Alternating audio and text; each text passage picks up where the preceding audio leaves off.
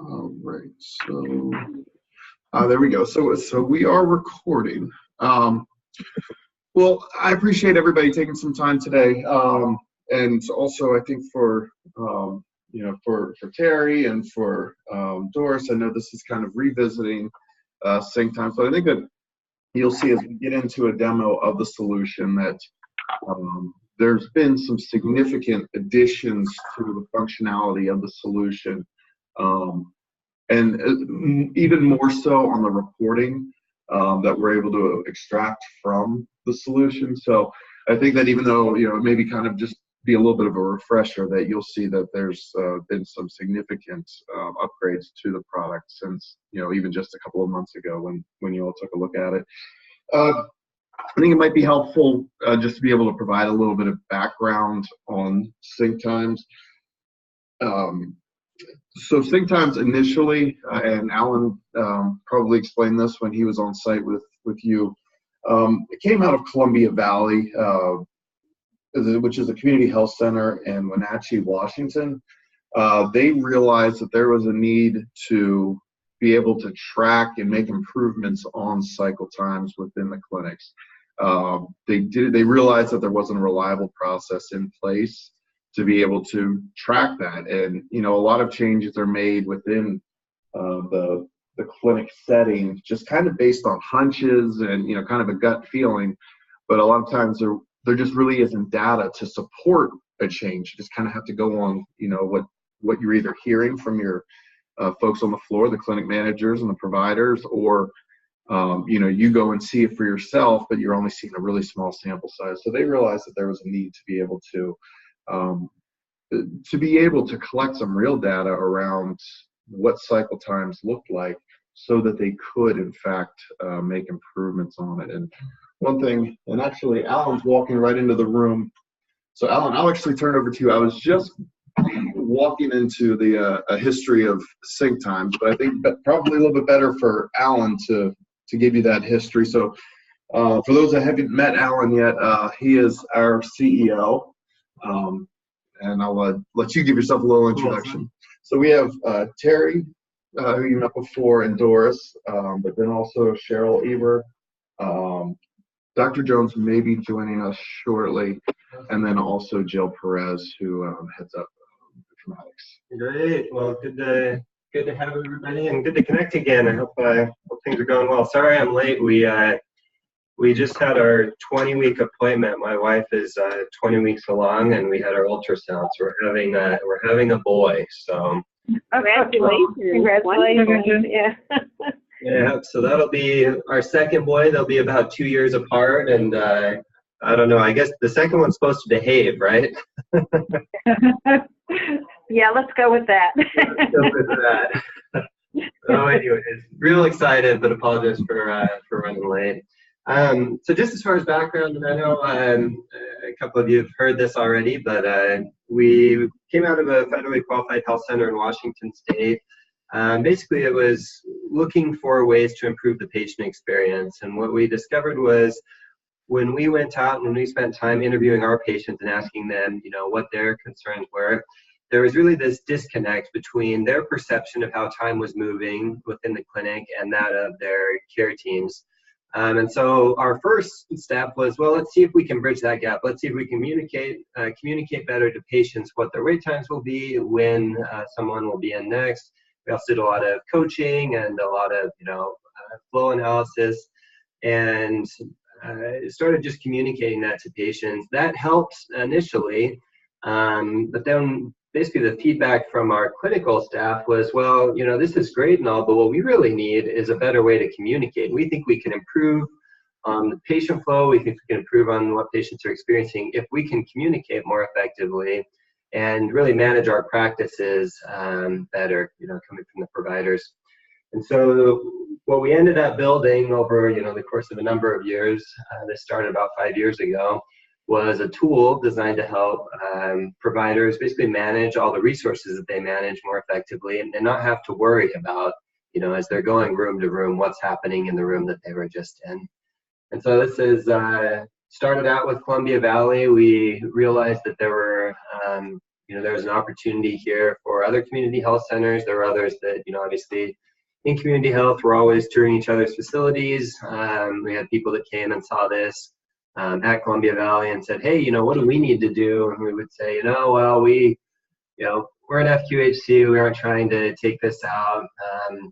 And so about a year and a half ago, I kind of took the leap and said, well, I think this is a good opportunity. I think, FQHCs across the country are really looking for ways to improve the patient experience and also, reduce physician burnout, help their teams communicate more effectively, and, with growing team-based models of care, and trying to do all those things more effectively. And that's, in essence, our mission is to improve the patient experience, given that, there's a lot of complicated things in FQHCs around communication, and I'd like to try to help out with those things. So one thing, we're going to be, the next, I guess we've got about 50 minutes here. We'll be doing a lot of talking, but I don't want it to be a matter of us talking at you. As you have questions, please feel free just to stop me or stop Alan and ask about what you're seeing, or maybe different applications of the solution. But right now I'm just going to give you a little bit of a walkthrough of what the solution looks like within the clinic. Ultimately, as Alan said, we want to be able to improve the patient experience. And what we found is if we can improve on communication between the provider and the rest of the care team, and the data supports this, the alone time will shrink, and ultimately that means the cycle times will shrink. Those patients are going to spend less time in the exam room. So right now you should all, if anyone doesn't see my screen, please let me know, but you should be looking at a tablet that's placed outside of the exam room. This is, as I said, what we're going to be using as a means for communication, and as well as tracking the cycle times, tracking the time that the patients are spending in the exam room. So this is what one's going to look like outside of the exam room. We'll take a look at inside of the exam room. We want to place one of these tablets close to where the providers are going to be working to, place their orders, put the care plan into the EMR. So somewhere just within reach that they can tap on the icons, as you can see here, and we'll look at the tablets in a second. But you can see here that they're ordering some lab work. It looks like a flu shot, and then their discharge papers. So in real time, outside of that closed door that prevents communication from getting to the nurses and the MAs that are going to be carrying out the care plan, they're seeing in real time what the provider is calling for with that particular patient. Then this next image that we're going to look at here is one of the flow stations. So this is where those same icons are also going to appear. So these are going to be placed in a high traffic area or in places where nurses or MAs are doing their charting.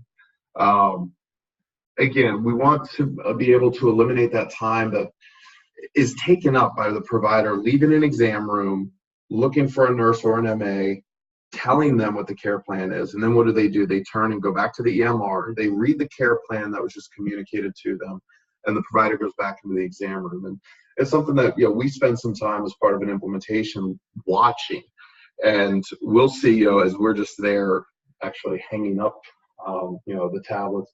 We'll look at how much time is being spent between each exam room, and we'll see a provider spend 3-4 minutes looking for a nurse, find them, talking to them before they go in to see the next patient. So if you have 3 or 4 patients that are roomed, and that exchange just took 3 minutes, you're talking about 9 to 12 minutes of patient time that has just been used up because of an inefficient means of being able to communicate with each other. Also, by having that in a place that's highly visible to the rest of the team, it allows for the provider to call for a nurse or an MA without leaving the patient.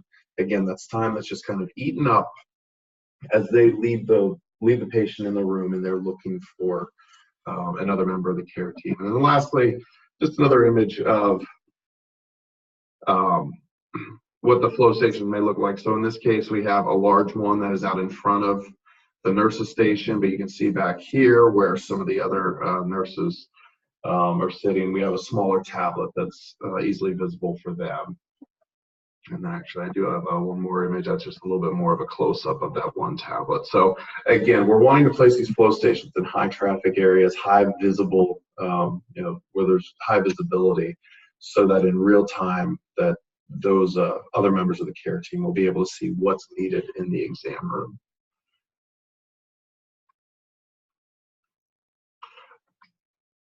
Another thing about that as well is we're able to, along with the icons that we're going to talk through here in just a few minutes, we can set tones. If a nurse is required in an exam room, right away, we can set a particular tone to that. Or with each of the icons, we can set a tone. There are some health centers that love to hear the tones and have a separate tone for each item. There are others that feel that it may be a distraction and we don't set it, but that's absolutely at the discretion of the clinics. Right now, what we'll do is. Sorry, this is Doris. Are all the screens the same size? As far as the flow stations? Yes. No, they aren't. So that's one thing that we will work with you to. We want to make sure that one, it is visible. So you'll see use there of both in the pictures that we're looking at, of both a larger TV and then we'll also use some smaller monitors. So we'll make sure that it fits in the space that it's where it's being used.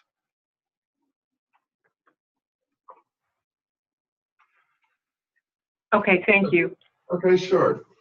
So right now, I want to just kind of give you an idea of what you're looking at. So in this lower right corner here this is one of the encounter areas. These are the tablets. This is representative of what would be hung both outside and inside of each exam room. And then behind this is representative of a flow station. So this would be that larger screen that would be either in one of those high traffic areas out in a hallway or where your nurses are doing their charting. And what I thought I would do is kind of walk through the process of what it looks like from rooming a patient through to the patient actually leaving and seeing how members of the care team would interact and interface with the solution. What we're going to be using as we badge in and out of each exam room is, one, let you know, there's an RFID reader that sits behind the tablet. It's hidden. But I imagine that within your clinics, you have some type of a badge that your staff uses to get in and out of the building. Would that be accurate? Yes. Okay, terrific. Well, we can use that same ID to be able to identify the members of your care team going in and outside of each exam room. So let's just go ahead and start out. I'm going to go ahead and place a patient in the room, and I'm going to go ahead and badge in. You can see this is one of our MAs. As he has walked in, he's placed a patient in the room by clicking right on that icon, and you can see that right now this icon comes up, and basically what it is, he's taking the vitals. We're checking blood pressure, height, weight. So at this time we know exactly who is in this room. You'll see up on the flow station, we know who's in the room and what's taking place. And we've also have two timers that are running, and you're going to see that they're both visible, both out on the flow station as well as on the tablets. What they're representative of is the full cycle time. That's where you're going to see the total. And then outside on the tablets, that room time. This way we're tracking the full cycle time. We know exactly how long the patient has been in the room. The other timer that's going to be ticking up here as we go along is going to be that time that is spent either with a member of the care team, or as the member of the care team leaves, it's going to be that time that that patient is spending alone. Ultimately, we want the members of the care team to keep their eye on this. And if we see that a patient has been spending 15, 20 minutes alone without a member of the care team being in to see them, you poke your head in the door, let them know, your time is important. A member of, the providers is running a little bit behind, they're going to be in shortly. But we're going to go ahead and, we're done taking vitals. We're going to go ahead and call for one of the providers and badge out of the room. So you're going to see that this icon is blinking, and this is the icon that we use to call for the provider. If we had, in the case where we had multiple rooms being used, What you would see is the icon that would be blinking would be for the patient that has been waiting the longest to see the provider. So this makes it simple for the provider. When they leave the exam room, they look up either at the flow station or at the tablets, and they know exactly which room to walk into next. And I'll pause for a second. Was there a question? No. Okay, I'm sorry. I thought I may have heard someone. So in this case, this allows the provider, before they walk into the room, let's say that, this alone time number has crept up, again, 15, 20 minutes, that they can acknowledge that. And that's one thing that's, just in general, people like to be acknowledged if they've had to wait. You walk into a busy restaurant and it takes a little bit for the server to come over. They finally get to you and they say, I apologize. I understand you've been waiting for a little bit. I'm going to be right back over to grab your drink order. They just bought themselves some time. At least you've been acknowledged. And the same is true when you go in to see the doctor. There's anxiety that's been built to get to this point. You've waited in the waiting room. You think when you get called back, you've made it into the exam room. All right, it's almost my turn. You hear the footsteps outside of the door, and you think, all right, my turn. And the footsteps may trail off down the hallway, and it's, there's a bit of anxiety. And you're also thinking you're either not feeling well, you want to get back home and get to bed, or you've got to get back to work. So, you're just alone in that exam room. So ultimately, that's what we're trying to cut down. And then to have somebody actually acknowledge that time that you've been waiting really kind of sets the tone for the rest of the exam, if it has by chance crept up. But so we're going to go ahead and, as the doctor, the provider here, we're going to badge in.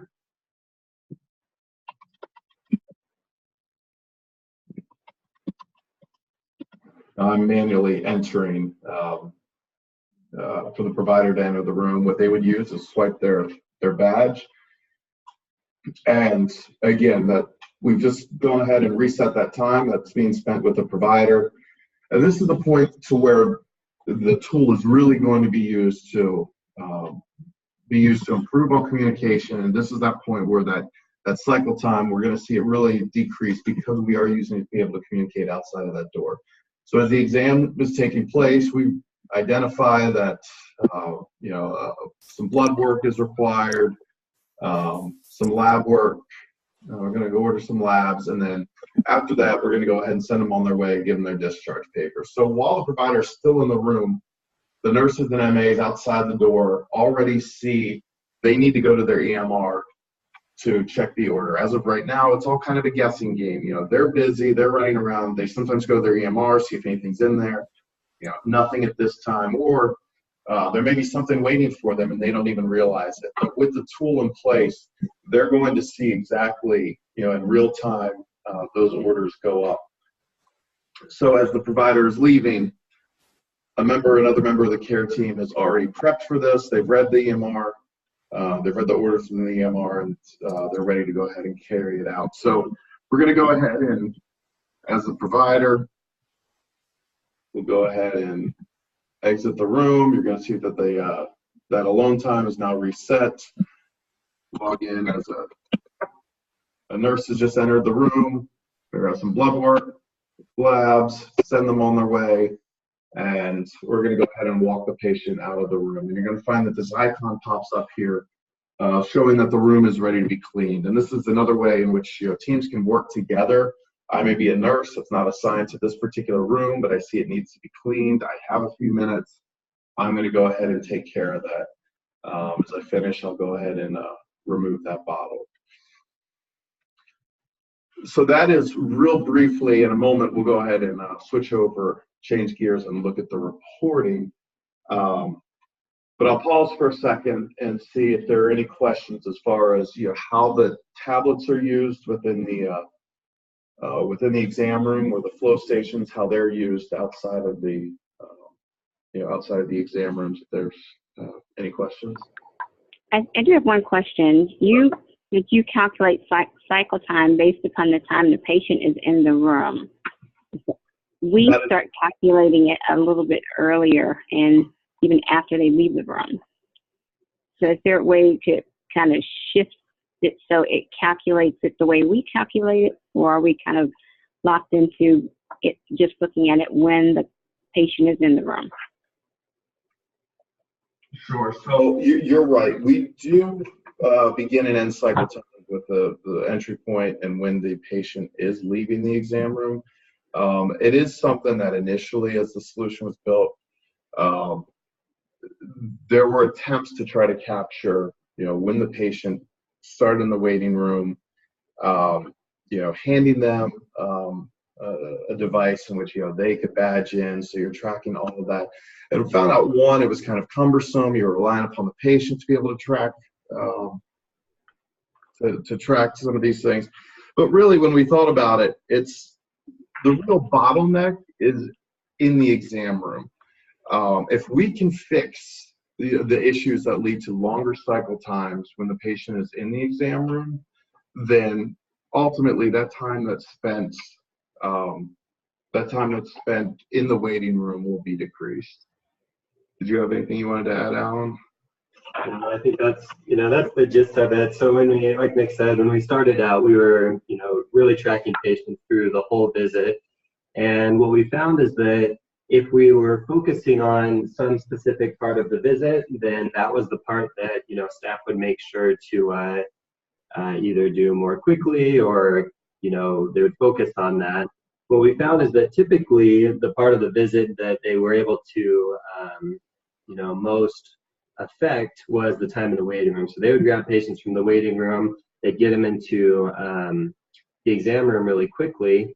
But as a result of that, the patients were spending more time in the exam room. So we take the approach of focusing on the part that most affects the patient experience, with obviously understanding that you have ways within, and I believe, are you guys on Epic, is that right? Yes. And so there's ways within Epic to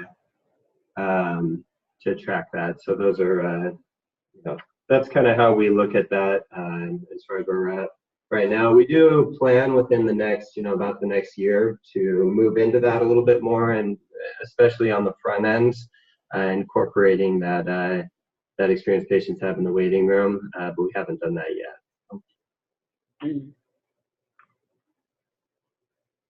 Okay. Okay. Any other questions?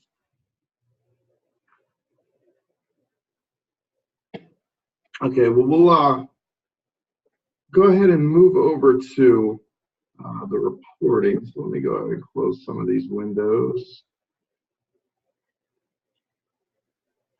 Ultimately, what we're doing, and we're collecting all this information, and as as we began with, if we can improve on communication within the clinic,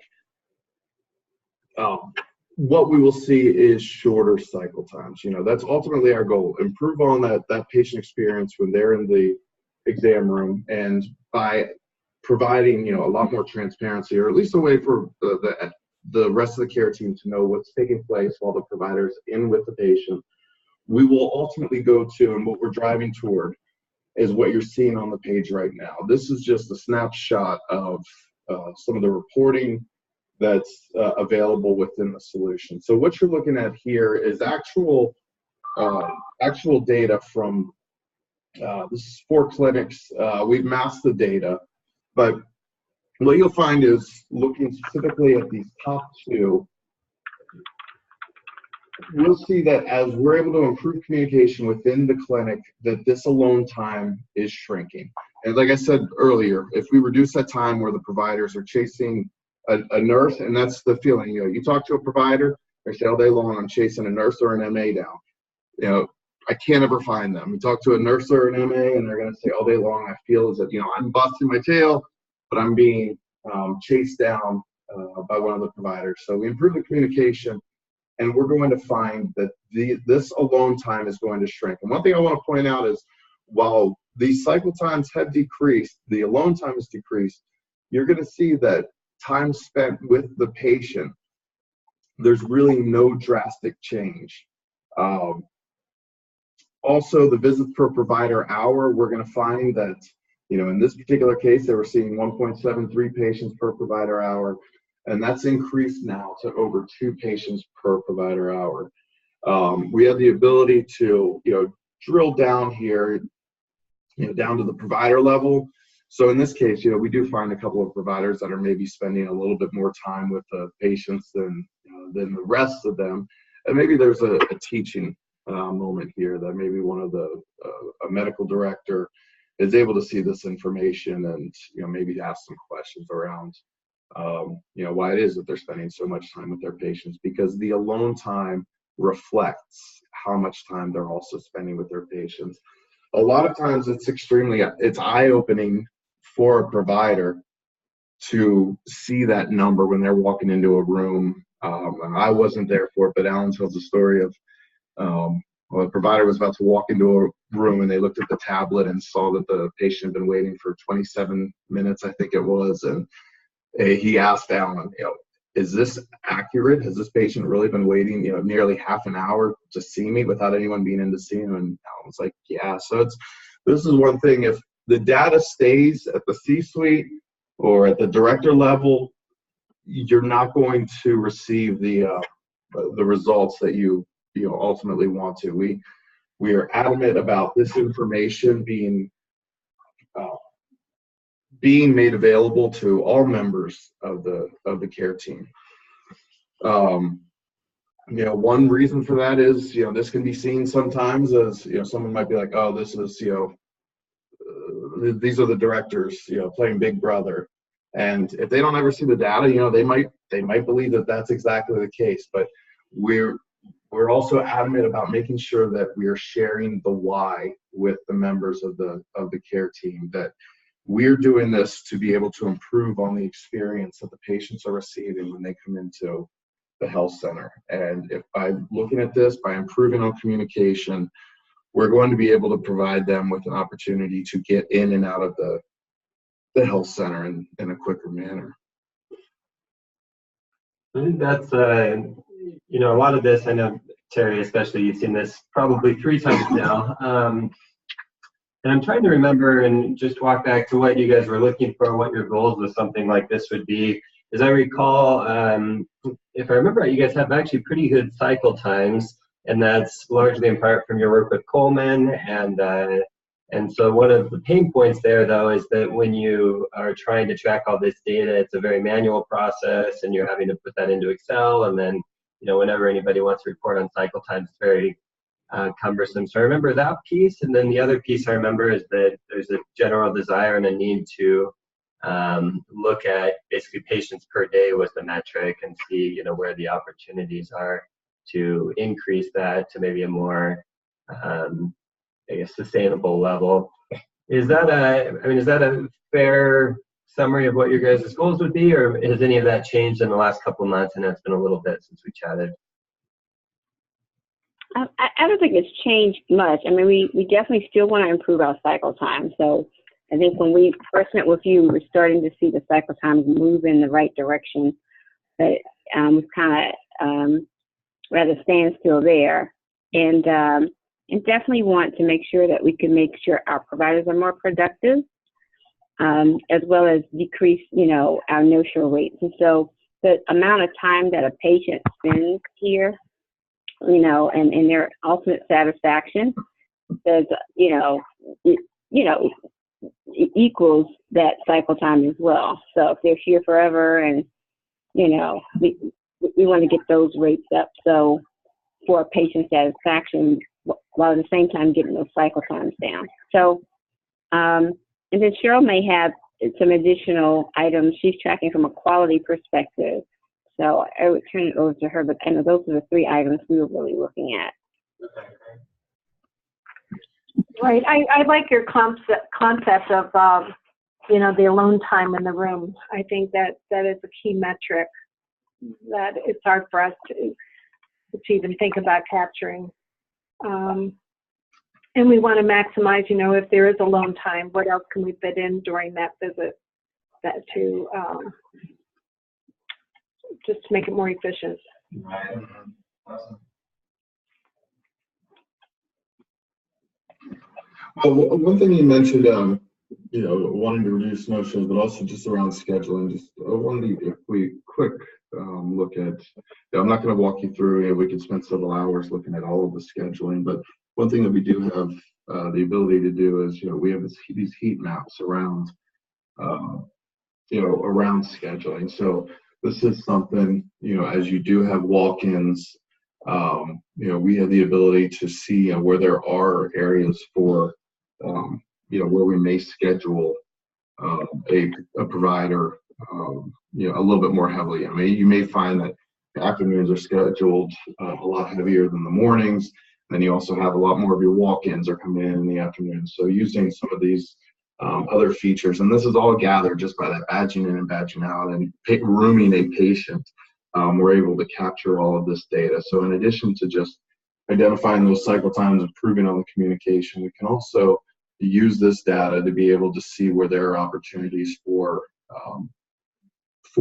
better scheduling throughout the course of the day, such as true with rooms, room utilization. I'm sure you probably, from time to time are considering, an expansion of facilities, or you hear a call for, I need more exam rooms. You actually do have the ability within each department to be able to drill down and see, how often are these rooms being used? Are they being used to capacity, or again, maybe with some better scheduling, there may be some better opportunities, greater opportunities for improvement, other than just turning to the, okay, we're going to, add more exam rooms.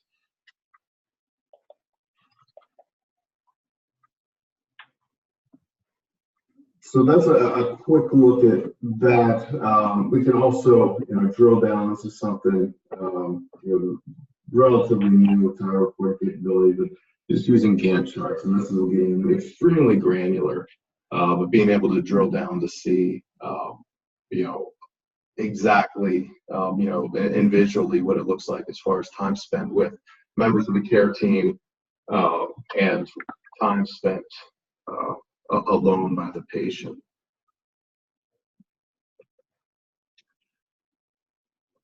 So that's a quick kind of an overview of how the solution works, and then ultimately the reporting that can be expected from use of the solution. I know, Cheryl, you had mentioned previously when we were talking, the ability to streamline workflows and streamline the processes within the clinics is something that you care to see, and that's ultimately, that's our goal. We're able, there's kind of a lot of happy extra benefits that have come along because we're capturing all that data. But if we're able to improve that communication, those cycle times decrease, and there's a significant amount of data around that because we are capturing it that we have the opportunity to look at. Are there any other questions about how the solution works, or what the reporting capabilities look like? Oh, not for me. Not at this time, thanks. Okay. And Cheryl, I don't know, were there any questions? I don't know if you had an opportunity to share the IT overview as far as what an implementation looks like. Were there any questions? If you've had an opportunity to share that, had they sent any questions to you about what would be required for an implementation? I did share it out. I didn't hear back from folks, but Terry had indicated what we were looking at the last time you were there, and we think we've overcome some of those barriers already. But I guess, looking at configuration of these, wondering if you have the hall monitors, do you really need a tablet outside every room? Those type of things that add cost to the project, and I'm not sure what the value is. Well, the tablet outside of the room, I mean, one, that's going to be that place where the member of the care team is badging in and out of the room. But that's also that place where, as a provider is walking into the room, that they know exactly, in a case of the cycle time being displayed or the alone time, they're able to see that, realize exactly what they're, what's needed. And, we don't have the ability, I mean, we would love to be able to put flow stations, on every wall. And But I think, you know, you probably agree that that would be cost prohibitive and may not be the look that you're going for, you know, aesthetically within the clinic. Although we do our best and we would like to be able to place them in highly visible areas, there's just, it's not always going to be possible to be able to see that. So in the case of a provider walking in, they wouldn't necessarily know what the alone time looks like.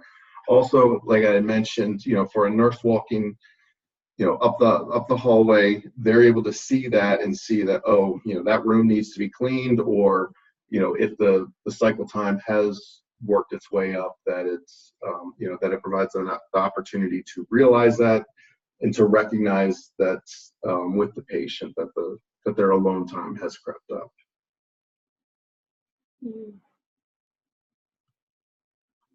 I mean, it's not a matter of, you know, we're not trying to hang as much hardware all, you know, throughout the clinic for the purpose of just hanging the hardware, but you know, each serves a purpose, and, you know, having one both inside and outside.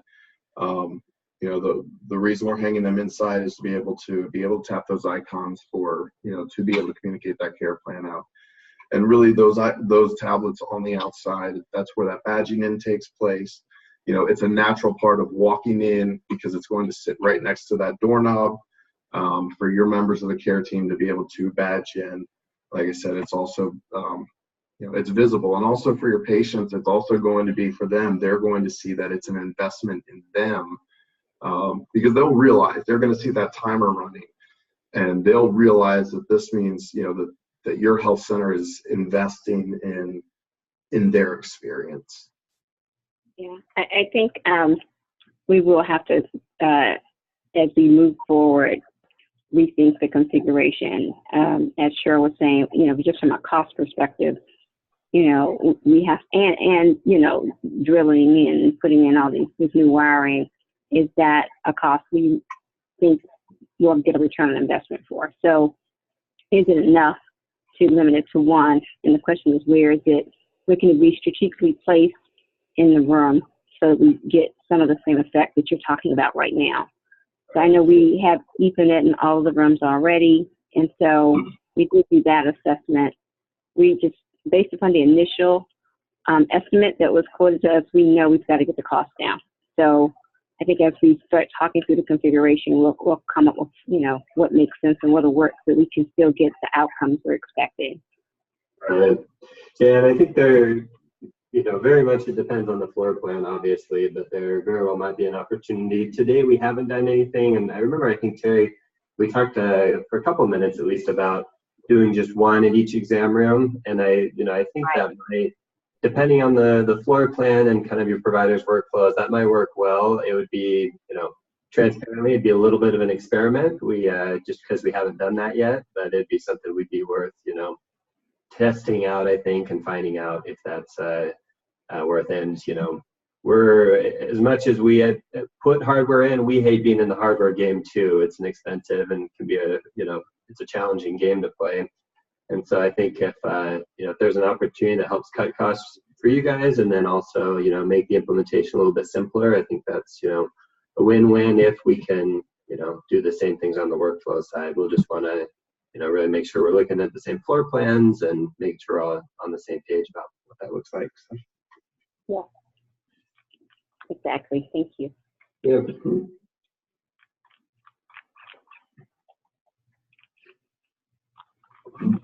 So let me ask you, what would, as far as from your perspective, what would next steps look like to you? What would make sense as far as, you know, a follow-up call?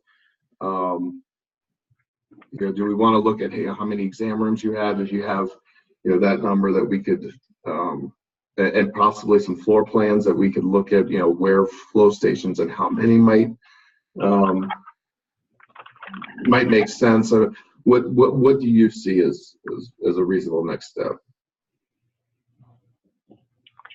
Well, this is Cheryl. I can send you the floor plans.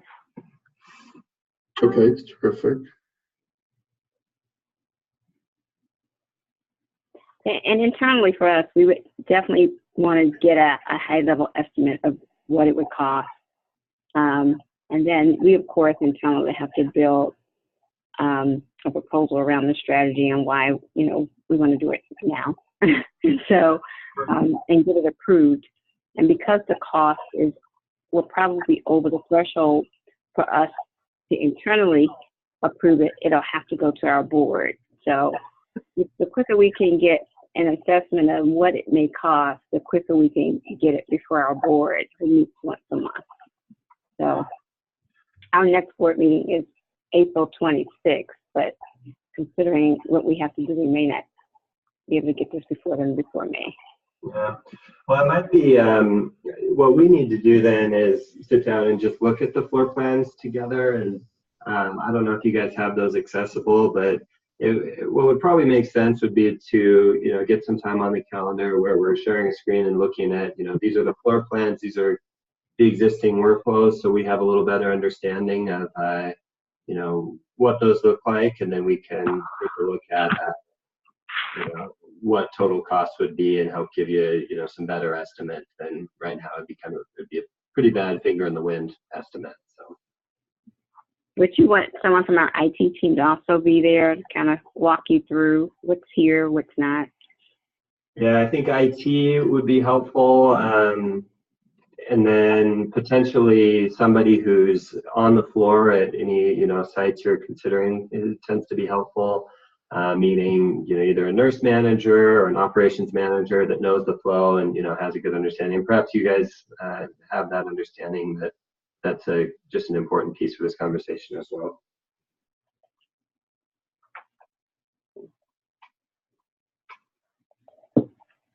Sounds good. Okay. Well, I guess, Cheryl, maybe it makes sense if we reconnect then. If you're able to send over the floor plans and maybe, between us, if we can find time, maybe where we would have a call that would include that, someone from IT and then, those nurse managers or the ops folks, that we can walk through those floor plans together over the phone. Would that sound good? Okay. And in the meantime, I've shared the webinar from email out to the team because really, it was helpful to see your demonstration, but really, I really got an appreciation for how the FQHC had embedded it into their practice. Yeah. Well, we've been grateful for, and you heard, Dr. Butler's a great speaker, but he's done some incredible things there. And, Casey's just one of their, he's a great provider as well. So we're grateful for them. And, candidly, we've learned a lot from them and tried to incorporate that into the product. So thanks for that feedback. Yeah. And then also, Cheryl, as soon as we finish up here, for Dr. Jones, I will email over this this webinar, this session, just so that you can share it with him. Okay. Okay. Well, we'll be in touch. I'll keep an eye out for those floor plans from you, and then we'll work together to see about getting some time on the calendar that with IT and those nurse managers. Okay. Okay. All right. Thank you very much. And we have 4 clinics, but I only have 4 plans for the 2, but they're the 2 larger ones. I think the other 2 sites may be small and we might not need the technology there, but I'll discuss that with the team. Okay. Okay. That sounds terrific. And let me ask you, I guess maybe just one other thing. If this were to be something that you would have to go before the board, and with their board meeting coming up, is there a certain date that you would have to have something submitted to them for their review? I just want to know if there is a deadline that we're trying to hit for that board meeting. Yes, typically the board meetings are the 3rd or 4th Wednesday of the month, and so we would typically just have to have it before them at that board meeting. We don't do a lot of we'll send it to them a week prior, but there's not much more we do with them in preparation for the board meeting. Okay. Well, that's good to know. We'll try to work quickly, and we'll get this call scheduled in the next couple of days as well, so that you all have the ability to determine, if it's even necessary for that, or if you're able to, if it's at a number where you're authorized to move forward with it. But we just want to make sure we're working quickly enough for you. That's not to hold you back. Okay. Okay. Thank you so much. Terrific. Well, thank you all so much. You all have a great afternoon. Thank you. Bye now. All right. Take care. Bye-bye.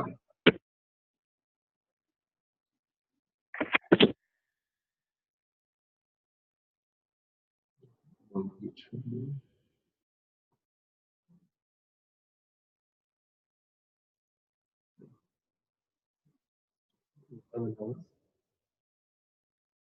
So, yeah, I thought I heard some.